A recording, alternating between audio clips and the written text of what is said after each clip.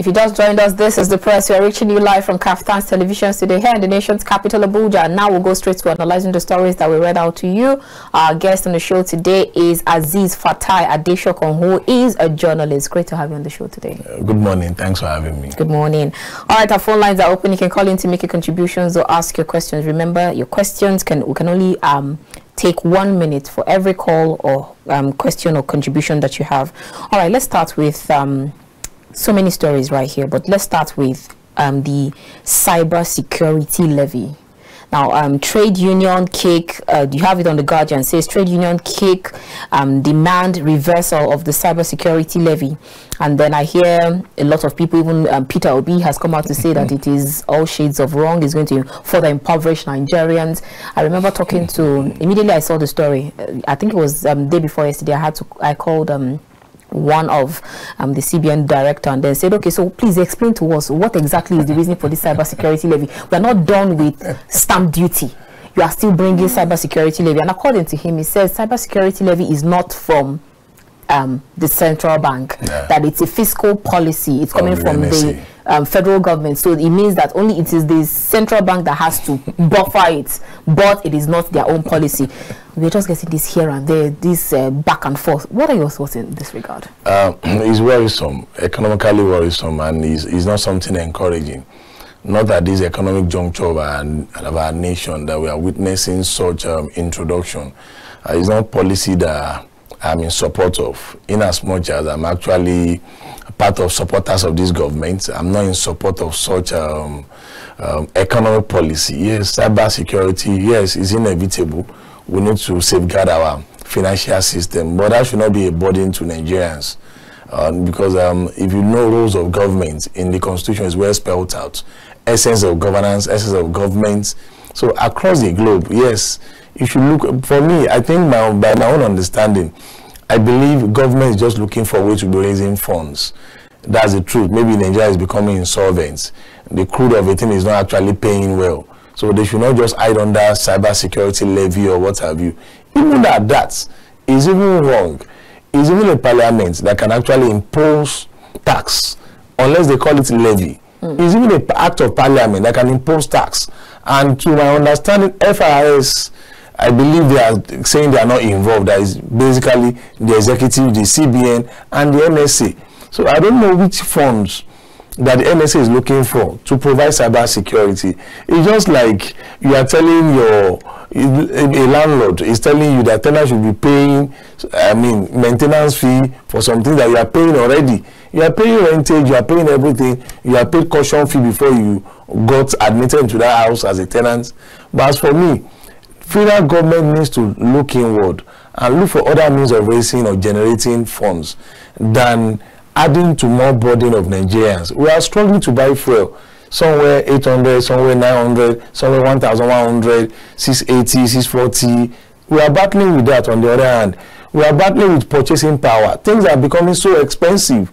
If you sell off your phone, you cannot acquire another one again. Look at Tokumbo cars that we actually resort to in the last couple of decades. Now, to go for a Tokumbo car, the least one you can get is for 4 million naira. So where is that 4 million naira? So people are now resorting to used cars. So the federal government, I'm not sure, Mr. President in particular, is in tune with reality of economic situation of our country. So you agree with the TU, because I see TUC writing that Tinubu's policies is shutting down businesses. Are you in line? Of course. In the last couple of 10 months, we've had lots of businesses folding up, and that's the truth. Particularly these SMEs, people are not encouraging them. Again, look at the POS operators. Yes, if they have to be registered, it shouldn't be a burden registration. It should be a kind of a token.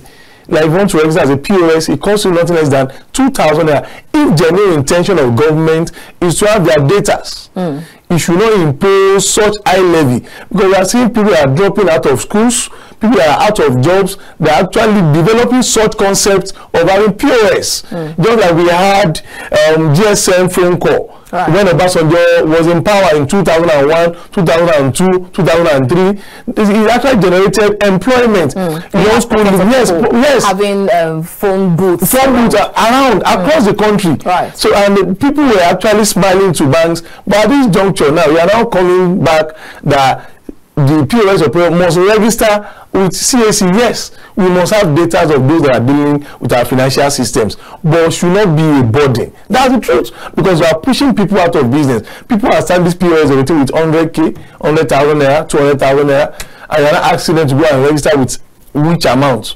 40,000 out of their capital. It doesn't make any sense. Look at barbing salon. If you want to go for barbing salon now, you have to get a generator. Thank God for this solar clipper now, the rechargeable clipper that they are now resorting to. But unlike before, they have to buy fuel, buy generator before you can actually start a barbing salon. See, you should not be killing all these small businesses. Those are the people, those are the drivers of the economy. Right. You see, and the levy, cybersecurity levy, it does not make any economic sense to me. So if you are saying 10 million for 10,000, then you are targeting the upper layers of the society. Right. But 1 million for 1,000. If I'm buying something from you for 1 million naira, as poor as I am, so I'm paying 5,000 naira. If you are paying to your people, your supplier, you are paying another 5,000 naira. So does that make sense? And if you now calculate the money in my own local economics, that will amount to almost 2 trillion in 10 months for the office of the NSA to do what with it? To do what with it? I'm not sure this money will not end up, even though it will not end up like Dasuki money. Because I wouldn't know what NSA Ribadu wants to do with such amount of money. I believe they are just using NSA office as a cover. The presidency is actually looking for money. That's the truth. We can't be fooling ourselves. Okay, so because we can't continue this way. Let me ask you, according to some people, like Peter Obi, who says that it is extortion, and then I hear some people come out yesterday to say that's the same thing that happened in Lagos when the current president was the former governor. Everything was taxed. Even when you want to drink water, you might be paying for tax one way or the other. Are you seeing it as that just tax everything, tax everybody? Without holding bill for Mr. President, I'm a Lagosian. I was in Lagos when he was governor, and I saw this economic taxation concept that he developed with Commissioner for Budget and Economic Plan at that time and his deputy, Femi Pedro, and the likes, and the Babatunde Fowler. So, and what they did was that they actually rejig the tax system that the military were not looking into. Those are paying radio, levy, all those levy. It was levy. And it was actually the local government were empowered, right? But they were the one actually collecting the money. It was actually levy. It was not tax. And all these levies at the local government level, if you're having shops. Because I was born and brought up in Lagos. Yes. But then they were calling liquor tax. No, it was levy. TV. It was levy. It was levy, not actual tax. But in this kind of concept, talking about cybersecurity, a role of government, function of government is to protect lives and properties. And part of our properties are our financial bank accounts. So if you are now telling me that I should pay levy or I should pay tax for you to protect my financial transactions, definitely you are failing in your duty as government. Right. So it's a failure of government to have introduced such concept. And I believe Mr. President is back in the country. He should receipt back again and revisit such a concept. It's not a good way to go. We don't have any power over him, but you are going to be making us to be suffering more and more and more. Because if you look at the economy as a whole, it's not being productive. That's the truth. Daily people are being pushed out of business. They are making excuses of, oh, the case is in court. I don't want to mention about it. This particular Binance or no Binance is part of lack of cyber security. I actually read what Reno Mokri was actually saying. He was saying he was writing from comfort zone. He should come back from UK and live in the country and come and buy fuel at 900 naira per liter in Lokoja, in Okene. I traveled by road. By air is no longer comfortable. You can no longer afford it. That's the truth. From Ibadan to to Abuja now, the least you can get under 48 hours booking is 120,000. So your to and fro will be 240,000. Where is the money coming from? How much is average man's salary? So that's the truth. So Mr. President, if truly is a Democrat, if truly what we actually perceive him to be, as we knew him before now, he should actually halt this, I don't want to say satanic, this misconceived concept of cybersecurity. Yes, you are just making the government to be more richer and we seem to be languishing in poverty. That's the truth. Because people will not transact again. That's the truth. People, it will limit, if it's going to limit transactions. That's the truth. And once transactions are limited, you can see the inflow of money from A to B point to C point will be limited, and there will be hardship in the land. That's the truth. You see, I don't know how they think. They just sit down at presidency or also feel like they believe things are working, because they are riding in free cars, free homes. That's the truth. Mr. President, enough is enough. These policies are too cumbersome as a whole. Just barely 12 months. You cannot be realistic at all times. Fuel subsidy remover, we are battling with power supply. They say, oh, subsidy of, yes, it doesn't make economic sense if we had actually sold out power sector and we are still subsidizing to these companies that we sold it to. Okay, you are withdrawing that subsidy about 3.4 trillion. Oh, the Nigerians, okay, no problem. We agitated, we understood that, okay, let's move on as government. Okay, no problem. It's part of sacrifice. Then you're now coming, you didn't make money for me. You are now coming after I've paid my tax, after I've done that's it, there are exemptions. What kind of exemptions? It doesn't make any sense. If you actually want to, yes, in overseas, you do that to the big men in town, to big corporate organizations. It has to be like 100 million above. And if some of us are saying, oh, 100 million cybersecurity crime, what's your own problem? So, but you are not over 1 million. So you are now pushing me from that KEDA of 1 million order to 100,000 KEDA. You are pushing people out of 1 million KEDA. That's the truth. You are limiting people from their own transactions. You are giving us what to do. You are limiting our financial obligations. That's the truth. That's school fees is exempted. Oh, they will have included it. This thing is exempted. It doesn't make any sense. If truly we are friends of this government, we should say the truth to power, that this thing cannot work, and it's going to be the economic consequences is not going to be bearable. People will continue to be suffering in our country. All right, let's leave that story and move straight to other stories.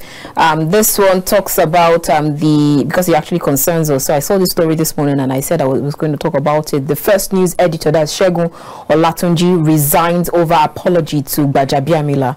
And when I read that story further, it says, okay, I read some part of it. It says the editor of First News, Segun Olatunji, has tendered his resignation after the publication apologized to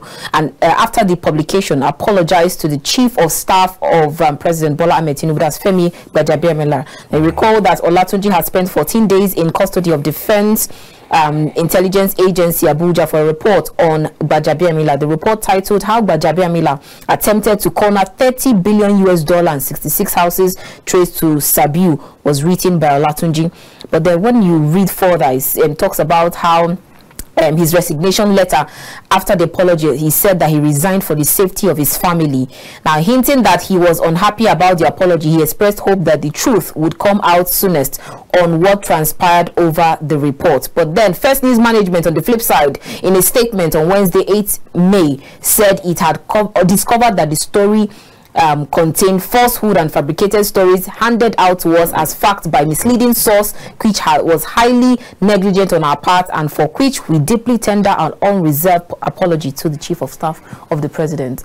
I see you smiling. What are your thoughts on all of this? Yes, it's in two ways. As journalists, we need to be responsible at our duties, and in other words, and if such malicious reports came out, but for me, if you want to x-ray the reports, $30 billion is about by this estimate of about 30 trillion, and nobody can be in custody of such an amount of money. That's the truth of the matter. Talking about Sabiu, the former PA to Muhammadu Buhari, nobody can be in custody of such amount of, no matter how dubious, how corrupted you were in office, you can't be in custody of such amount of 30 trillion. Nowhere in the world will be kept. I'm sure you are using it alongside with me, but by and large, if somebody actually wrote such a report and Bayabi Amila felt as a victim that he is a character assassination, what have you, what happens to fundamental human rights of both? You cannot, because you are a victim and are now infringe on people's fundamental human rights. It's well spelled out in the Constitution. Those are the first sector and sections of the Constitution. It's well spelled out. Right to dignity, right to privacy, right to life. It's all there. So you can't just, because you are chief of staff of office, you can actually act. So what are you proposing, that he goes to court instead? Well, he has options to go to court, but sometimes because of nobody secures journalists, like he hardly pointed in his words, that for the safety of his family and himself, we're all in this country when we had one of our veteran journalists, Dele Giwa, how he was bombed. Till today, nobody actually, we're just accusing figures from the moon. We don't know actually what transpired, but we knew it was state killing. And Ganifa Yemi said this all his life as his lawyer. So, but I think he has done the right thing. He just quit the space, because Nigerian government sometimes seems not to unravel mystery between behind some deaths. Bolage, former Attorney General, was actually killed, a sitting Attorney General. Until today, by the time Obasanjo was leaving, he gave us all this, they paraded some certain characters, that they were drug warlords and what have you. But to common senses, we knew something was fishing. But as for me, in as much as you get somebody arrested as a journalist, you don't have right to have been detaining him or to have detained him more than 48 hours at most. You are not saying 14 days. That is usual. It doesn't make any sense. So is that a more stifle, more gag on the? Of course. If you look at the whole episode, it means that government was actually involved and agents of government were actually interested in protecting the image of the chief of staff. Yes, the chief of staff has the right to protect his image. He's a lawyer. He can always go to court, file a case against the journalist. And if the journalist does not have anything to defend, he should actually be sentenced. But for me, we must actually promote rule of law. Because many of us were supporters of Bajabi Amilas when he was minority leader as House of Representatives. So it was we journalists that always actually amplified his position in the House. So journalists has always been fourth estate of the law. Yes, there are bad eggs everywhere. Right. Yeah, we have bad eggs in journalism, in law. Senior advocates have been caught having engagement with judges. So there are bad eggs in police, there are bad eggs in civil service. We are seeing a certain governor running up and down. You understand? Not applying before EFCC. So there are bad eggs in politics. There are among governors, among senators, House of Reps. You see bad presidents. So in this same country, but that should not be a kind of a window to actually assert authority and infringe on fundamental human rights of an individual. Beyond that, journalists have actually tried in this country, and we deserve some certain window of dignity, honestly speaking. This democracy we are talking about, many of our veterans were actually wounded themselves. Many escaped under Abacha regime. They were killed, massacred, all of them. So it's not today democratic journey that we now be saying journalists should be wounded themselves unjustly. If at all somebody could apologize, or if you are not feeling satisfied, you can challenge that in court. He's a lawyer. But as for me, it is not even, the story is not even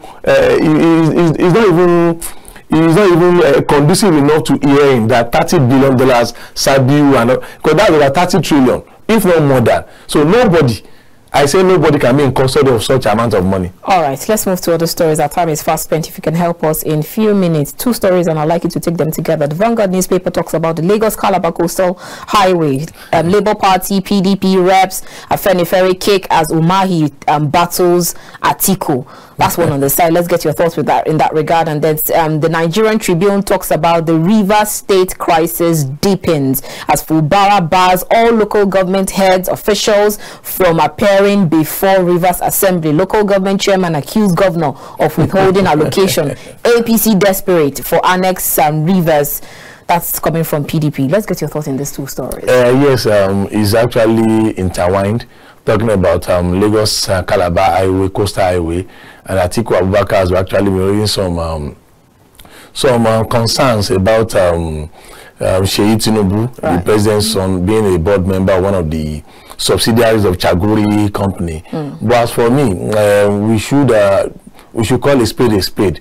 In as much as the project is a laudable one, it shouldn't be seen as if somebody is actually promoting oligarchy, financial oligarchy. Yes, Sheyi Tinubu has every right as Nigerian citizen at 38 years old to actually do business interest. But in as much as you are the president's son and your name appears on the board of a company, you should actually be considered. That's the truth. It will be amount of nepotism or what have you. Yes, it happens in government, but it shouldn't happen. But by and large, that should not actually. So should that make him leave the board or resign his position? He should leave the board if they are actually going to be a kind of interested party in such a contract. That's the truth. That's the truth. But they was sentenced to prison because he actually approved above limitation of the board as chairman of the board, not that he actually took any money. You understand? So there are actually procedure, code of conduct bureau. So as a sitting president, if you are giving out contract, you must ensure members of your family does not have any interest. It can be done anyway. Some people does it that because you are in this one is okay, I can actually bring you guys as board of director and I'll give you contracts, but my family name must not appear or must not be seen to be a member. How about if you're friends? Because we keep hearing, after all, the Chaguris were friends too. Of course, it can be given to friend. Friend does not come in here. The contract does not say my friend. He said, oh, Fatai Adeshokon company. Is not see my friend. So if your friend is being given to, they will now UFC will now look into, is this company qualified? That's the truth. So you can't give contract to somebody you don't know. That's the truth. You must know the company profile. We are not saying you should promote financial oligarchy. So for Atiku Abubakar to have raised such concern, it makes sense to an extent. But for me, it should actually, they can say, oh, it's just subsidiary of Chaguri, but not this company that is sitting as a board member that was given the contract. But the company that was given the contract has a subsidiary company that the president's son, I think we are now getting it, that the president's son is a member of the board, sitting on the member as a member of the board. So it shouldn't go that way. That's the truth. There are many companies that should be given to. That's the truth. That should not actually play down the importance of Lagos-Calabar highway. Don't you even have a question mark with regards to even though I'm not even sure that was it. Let me not put bid. The company that it actually went to. You cannot play government whenever they have actually decided to give a contract. Nigerian government, whenever they've actually decided to give a contract to a particular company, Adeshokon construction company, they know how to play their ways. But if you are actually going to do something, you should do it well.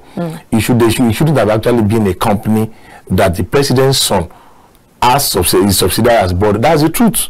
If at all we are actually saying it, we just read about allegation from Sabi, the PA to the president, former president. So we should do things clean.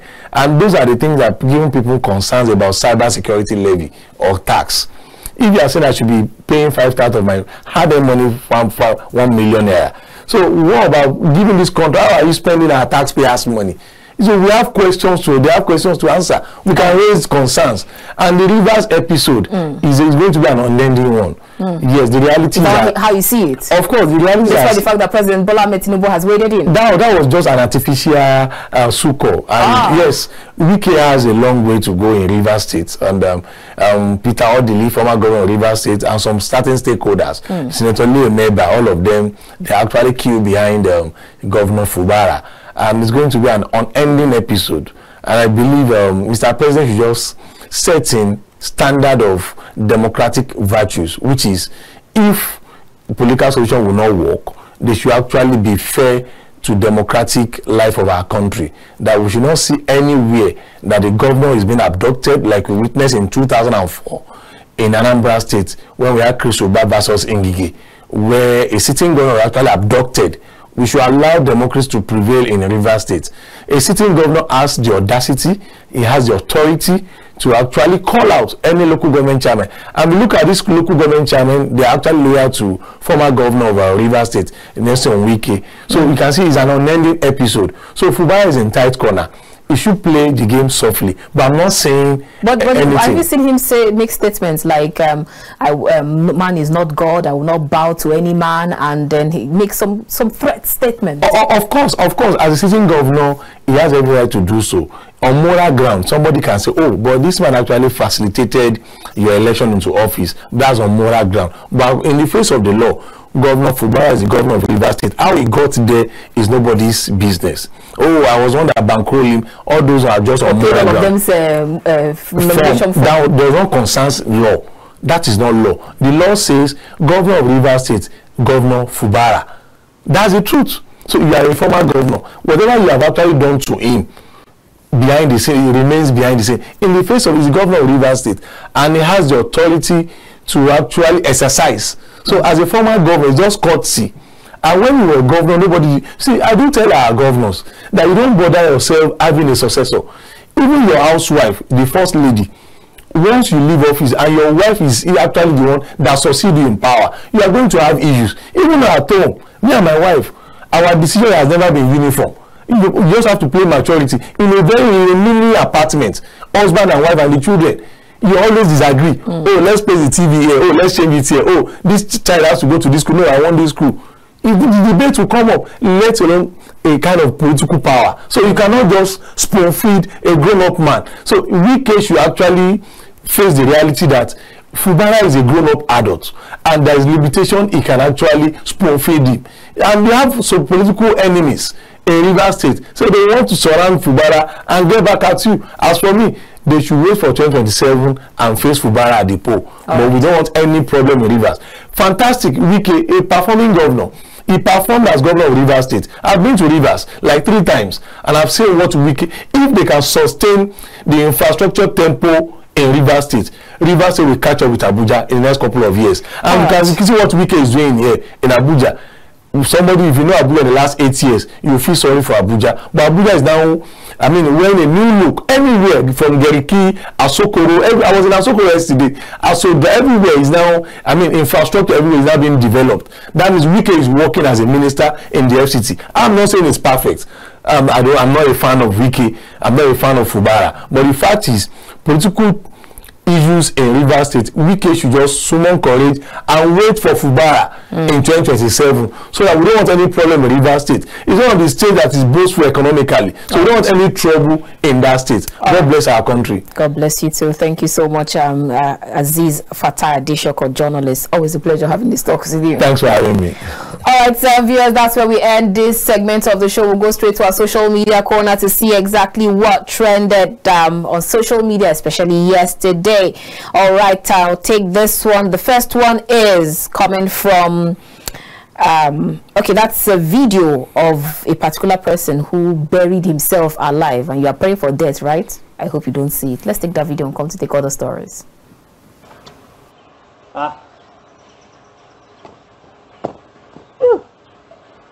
Guys, I'm in. This is the scary part. This is the most scary part of this video. Okay, easy. Go down. Hey, go down.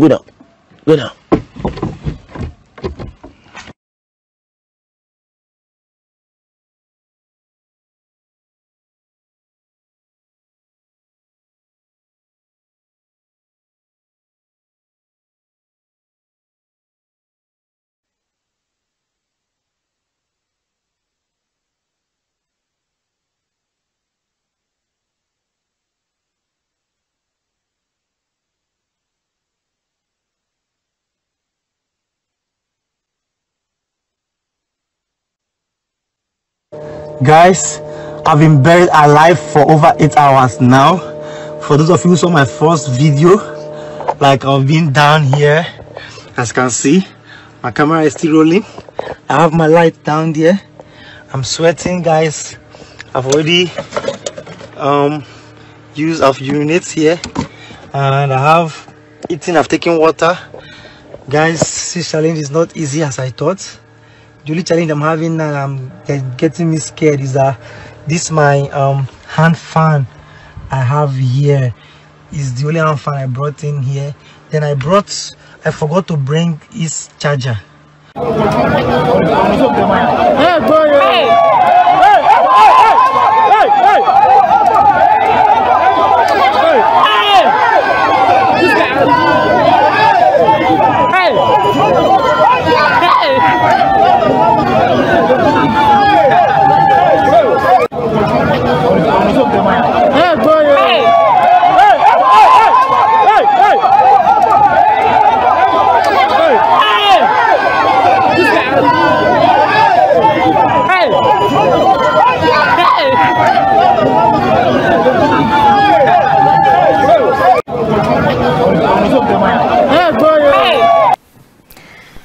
It's really a very sad video, the last one. That's a lady. She's actually an essential worker who was, okay, let me take the story. It says, just look at this wicked, or what this wicked Nsukka masquerade did to an innocent nurse because she was hurrying up, going on duty, rather. Quite a lengthy story, but this happened in Enugu State. So I wanted to get your thoughts on this, because they say, yes, there are some female, there's some masquerade, most masquerade are female are not supposed to see, and I understand that, because I also know that it happens in Lagos, where when they do Oro festival and all of that, you're not supposed to be out for any reason. But you even hear that when they smell a female around, then she's in trouble. But even though I know that she's an essential worker, let's just get your thoughts on this, so that it doesn't look at. It's not something that should be promoted and encouraged. If you look at the video that I just watching now, it's saddening, and it's actually dehumanizing, and it's not known to law. You see, there is a way that customary law is being given room in Nigerian Constitution, but not to this extent that you now abuse humanity. And she did no wrong, and I think all those involved, the family of the masquerade themselves, all of them has to be arrested, detained, and docked. And they can't just go scot-free. You don't have, no law actually ban anybody. If you look at Nigerian Constitution, you are free. You are a free-born citizen to go anywhere. I'm a Yoruba man. I can stay in Nsukka, I can stay in Abia, I can stay in Imo, I can stay in Kano, I can stay anywhere. No law says that, oh, you are limited to stay in a particular place, because we are all Nigerians, and in as much as you want to perform your own customary duty, that should not be an infringement to somebody's rights, not even your neighbor. We are talking about this popular religion, the Muslims and the Christians. Air pollution. If you want to say call to prayer, say it. No, I mean, not early in the morning, you now be disturbing the whole neighborhood. You cannot compare your own religion